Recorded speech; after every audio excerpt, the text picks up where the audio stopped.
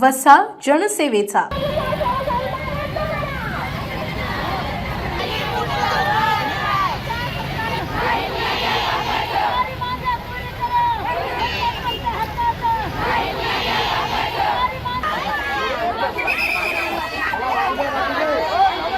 देशातील केंद्र सरकार व राज्यातील सरकार कंत्राटीकरणाला व खाजगीकरणाला मोठ्या प्रमाणात प्रोत्साहन देत आहे।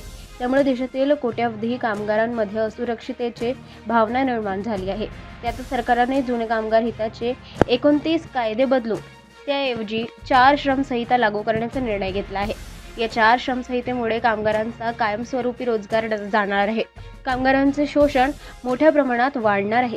त्यांचा फायदा देशातील मोठमोठ्या उद्योग कंपन्यांना व त्यांच्या मालकांना होणार आहे। त्यातून प्रचंड प्रमाणात कंत्राटीकरण व खाजगीकरण निर्माण होणार आहे।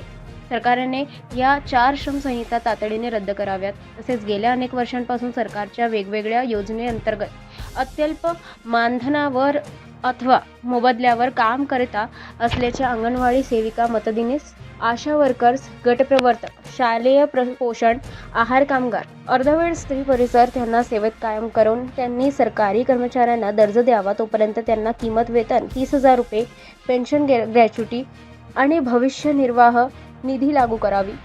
देशातील शेतकऱ्यांच्या शेतमालाला उत्पादन खर्चावर आधारित किमान हमीभाव, संपूर्ण कर्जमाफी, पीक विमा, खत, बियाणे, कीटकनाशके व शेतीला लागणारे अवजारे यासाठी मोठ्या प्रमाणात अनुदान उपलब्ध करून द्यावे। महागाई कमी करून जीवन आवश्यक वस्तूची साठेबाजी बंद करावी। पूर्व प्राथमिक शिक्षणापासून ते उच्च शिक्षणापर्यंत मोफत दर्जेदार शिक्षण सोबतच कायमस्वरूपी रोजगार जनतेला उपलब्ध करून देण्यात यावा। 2 वर्षापूर्वी शालेय पोषण आहार कामगारांना जाहीर केलेली 1,000 रुपयांची मानधन वाढ करीत लागू करावी। चांगल्या दर्जाची मोफत आरोग्य सेवा जनतेला उपलब्ध करून द्यावी।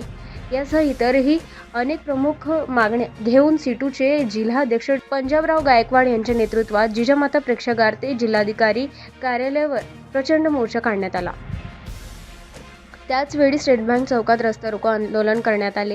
या देशव्यापी जेलभरो आंदोलनात अंगणवाडी कर्मचाऱ्यांनी, आशा वर्कर्स व गट प्रवर्तक, अर्धवेळ स्त्री परिचारिका, शालेय पोषण आहार कामगार या योजनेच्या कर्मचाऱ्यांनी केंद्र व राज्य शासनाच्या विरोधात प्रचंड घोषणाबाजी करून जिल्हाधिकारी कार्यालय परिसर दणाणून सोडला। नमस्कार, मी अंगणवाडी सेविका आहे। आम्ही सर्व प्रकारच्या सेवा आणि सुविधा पुरवतो। लसीकरण असो, पोषण आहार असो, शिक्षण असो, मुलांना पूर्व प्राथमिक शिक्षण असो, गरोदर मातांच्या सेवा असो, आम्ही सर्व सुविधा पुरवतो। पण आम्हाला त्या बदल्यात तसं वेतन मिळत नाही। आम्हाला मानधनही खूप कमी मिळते। आमची अशी मागणी आहे, आम्हाला न्याय्य वेतन मिळावं। कमीत कमी 30,000 वेतन तरी आम्हाला द्यावं, अशी आमची सरकारकडे मागणी आहे। या सरकारनं आमचा असा घात केलाय, आम्ही 2003 पासून शालेय पोषण आहार शिजवतो आणि आम्हाला फक्त 80 रुपये रोज आहे।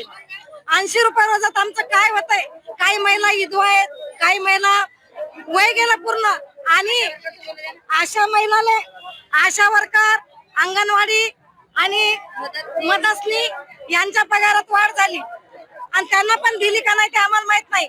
पण आम्हाला 1,000 रुपये वाढ दिली 2022 पासून, तर आम्हाला 1 रुपया सुद्धा मिळाला नाही। सिटी न्यूज वसा जनसेवेचा।